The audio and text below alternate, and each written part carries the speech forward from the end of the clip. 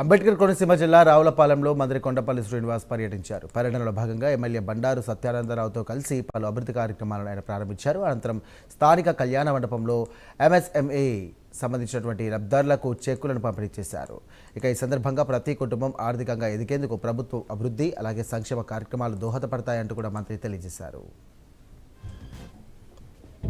Entrepreneur concept ని ప్రతి గ్రామంలో తీసుకెళ్ళాలి. ప్రతి అవకాశాన్ని కూడా ప్రతి కుటుంబంలో కూడా ఆర్థిక అభివృద్ధి జరగాలి. వాళ్ళు ఏ రకంగా చేసుకోవాలి, ఏ రకంగా అయితే వాళ్ళు మెరుగైన స్థాయికి వెళ్తారన్నది ప్రధానంగా ఆయన ఆలోచన.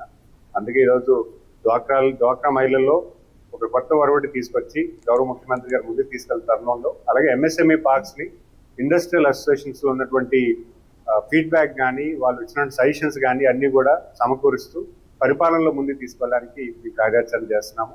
ఎవరు ఏ ఐడియాతో వచ్చినా వాళ్ళకి బ్యాంక్ రోల్ కల్పించాలన్నా, డిపిఆర్ క్రియేట్ చేయాలన్నా, లేకపోతే గవర్నమెంట్ పాలసీలో వాళ్ళు అడాప్ట్ చేయాలన్నా కూడా ఒక హ్యాండ్ హోల్డింగ్ సిస్టమ్ రావాలని చెప్పి ఒక హెల్ప్ డెస్క్ కూడా పెట్టడం జరిగింది. కొత్త ఆలోచన, డెఫినెట్ గా అలాంటి ఆలోచన చేస్తే ఖచ్చితంగా, ఎందుకంటే ఈరోజు ఒక కుటుంబంలో ఆర్థికంగా వాళ్ళు స్థిరపడితే ఖచ్చితంగా వాళ్ళకి ఉన్నతమైనటువంటి విద్య, ఉన్నతమైనటువంటి ఆరోగ్యం, మెరుగైనటువంటి ఆరోగ్యం కానీ లేకపోతే ఫ్యామిలీ ఈకో సిస్టమ్ కానీ మెరుగుపడుతుంది అనేది పెద్ద ఆలోచన. ఎందుకంటే ఈరోజు నేషనల్ 2047 విజన్ లో మన జీడిపి గ్రోత్ రావాలంటే గ్రామీణ ప్రాంతంలో ఉన్నటువంటి కుటుంబాలన్నీ కూడా ఆర్థిక అభివృద్ధి జరగాలి. అది గౌరవ ప్రధానమంత్రి గారి ఆలోచన, అలాగే గౌరవ ముఖ్యమంత్రి గారి కూడా ఆలోచన.